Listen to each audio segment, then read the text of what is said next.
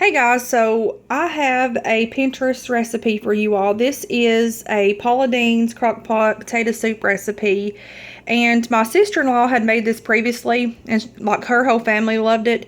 And I have my own style of doing potato soup, and I love potato soup, and so does my family. So I'm gonna give this recipe a try.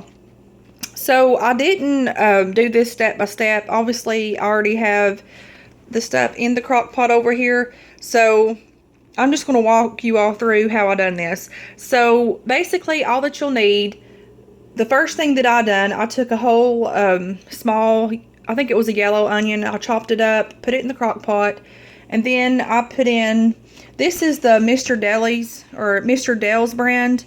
It's the all natural southern style hash brown diced potatoes, and there's 2 pounds in here.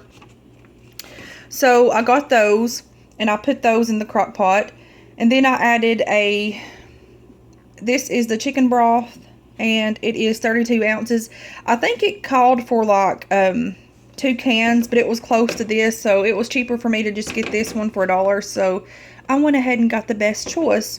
So I added that in there. Also added a can of the cream of chicken by Campbell's. And then you add, it didn't call for butter, but you know, Paula Deen and butter, you know, she loves the butter, I love the butter, so I went ahead and added butter to mine, okay? I added like 2 tablespoons. And then I also, like the recipe that was on Pinterest didn't call for milk, but you know, I put milk in my potato soup, so I put just a splash of milk in there, probably like 3 tablespoons. I don't know, I just poured it in there just a little bit. And then, of course, you add your like spices, whatever you want. And I just added salt and pepper. And I'm going to have to add more here in a minute. And then I added some paprika. You can add whatever spices you all like, but this is what I put in mine. And then this garlic gold sea salt like nugget things. Okay, so basically that's all that you do. And you put all of that into the crock pot. And I'll show you guys right here. So you put all of it in the crock pot. And this isn't done either, by the way. It's been cooking for like 3 hours. So, oh my God, this smells so freaking divine, guys. Look at this. So you put it all in the crock pot. You stir it up, of course. And then you put it on low. And you cook it for 5 to 6 hours. Like I said, this has been in here for like, probably like 2 hours or 3. Not that long because I started on this late. So you do that, and then after, when you're close to like say 5 hours and 30 minutes of this cooking, you want to add a packet of this cream cheese in there, and then you stir it occasionally, and then guess what? Bam! It's ready to be eat, guys. So I'm excited for this because this smells so heavenly.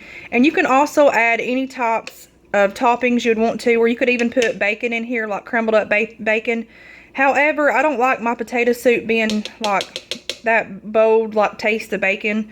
So if you would prefer just getting like different toppings to sprinkle over on top of your potato soup, that's good too. It's just to each their own.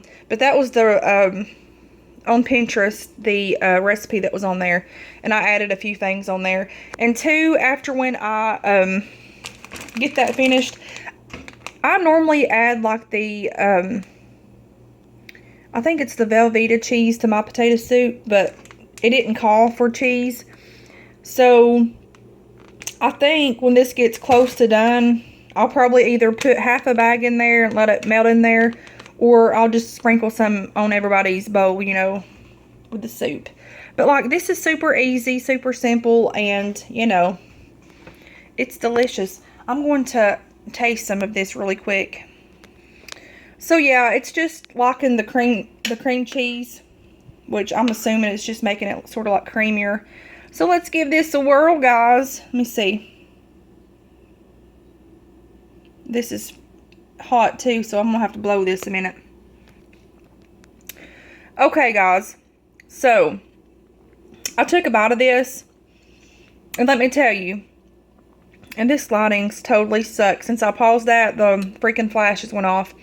But anyways, I was very hesitant about using the hash browns. I'm just going to be honest with you. And at first I'm like, you know, I'm going to cut my potatoes up and do it that way. But I'm like, no, I need to go by the recipe because you know Paula Deen, right? Paula Deen's awesome. And as a matter of fact, this way, oh my God, the taste is totally different than the typical potato soup the way I make it. It is freaking divine. It tastes like a potato soup that you would get in a restaurant, seriously. Oh my word. So yes, after when we come home from cheerleading practice tonight, we're going to be having us some of that soup. And I also got some cornbread. And this is by the Loretta corn muffin mix. And all you have to have for this is that stuff right there, guys. And that would be a half a cup of milk and 2 large eggs. So, that's a fast, simple meal for a family of 6. But anyways, I figured I'd come on here and share this with you all. I know a lot of you all like, you know, my cooking videos and stuff. And I haven't been doing that here lately. So I'm going to try to get back into the cooking videos. And I'm also going to be sharing you a pie that I made. I'm going to go ahead and show you this. Hang on one second. Okay, guys. So my granny, like during Christmas and Thanksgiving, quit Noble, quit hun.